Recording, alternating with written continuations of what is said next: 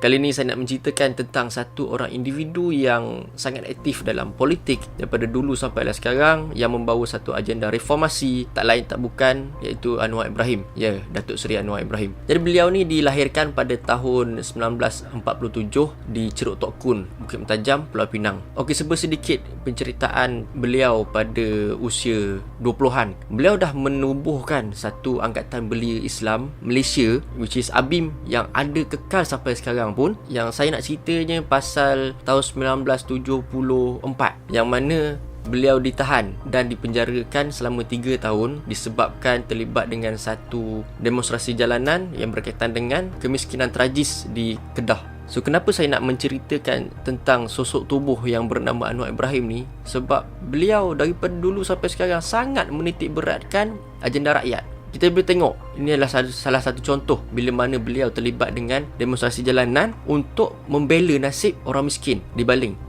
Okey, setelah dia keluar daripada penjara dan dibebaskan, ketika tu dianugerahkan datuk oleh Sultan Pahang dan juga Sultan Selangor pada usia 32 tahun. Dan a few years lepas pada tu, 35 tahun, beliau menang dalam PRU untuk kerusi Pematang Pauh dan masa itu mewakili UMNO. Beliau menyertai UMNO pada usia 35 tahun dan menempatkan beliau sebagai timbalan menteri di Jabatan Perdana Menteri. Dan start daripada tu, beliau punya performance ataupun achievement dalam menaikkan nama Malaysia dengan beberapa jasa beliau yang kekal sampai hari ini. Salah satu daripada usaha beliau dalam menjayakan penubuhan Bank Islam, penubuhan Universiti Islam Antarabangsa, dan beliau juga pernah memegang portfolio di beberapa jabatan menteri, which is menjadi Menteri Pelajaran, Menteri Pertanian, Menteri Belia dan Sukan, Menteri Kebudayaan, dan yang paling perform adalah Menteri Keuangan Malaysia pada tahun 1991. Kalau kita tengok pada sejarah pun, Datuk Seri Anwar Ibrahim ni antara orang yang dikenal di seluruh dunia. Ketika dia memegang title Menteri Keuangan tu, nama dia antara orang yang terbaik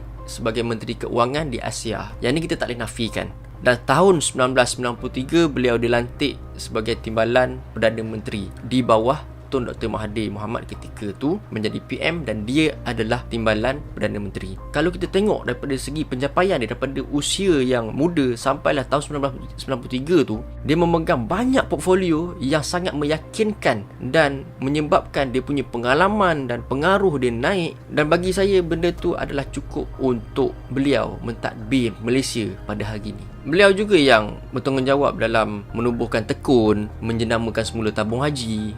Jasa beliau sampai ke hari ini semua orang dapat rasa. Okey, yang paling tragis adalah beliau pada tahun 1998 beliau ditahan dan dipecat daripada UMNO dan dihumban ke dalam penjara. Dan alhamdulillah hari ini beliau merupakan salah seorang daripada ahli parlimen, yang mana di belakang beliau masih ramai lagi yang menjadi pengikut dan mengharapkan satu hari nanti Datuk Seri Anwar Ibrahim menjadi Perdana Menteri Malaysia untuk membawa betul-betul agenda reformasi yang membela nasib rakyat, tak kira kaum, tak kira bangsa, tak kira agama, tak kira siapa pun. Bak kata beliau, anak Melayu anak kita, anak Cina anak kita, anak India anak kita, anak Iban, anak Karazan, anak Dusun, dan semua start daripada Perlis sampailah ke Sabah dan Sarawak. Ini merupakan semua anak kita supaya segenap lapisan masyarakat itu terbela.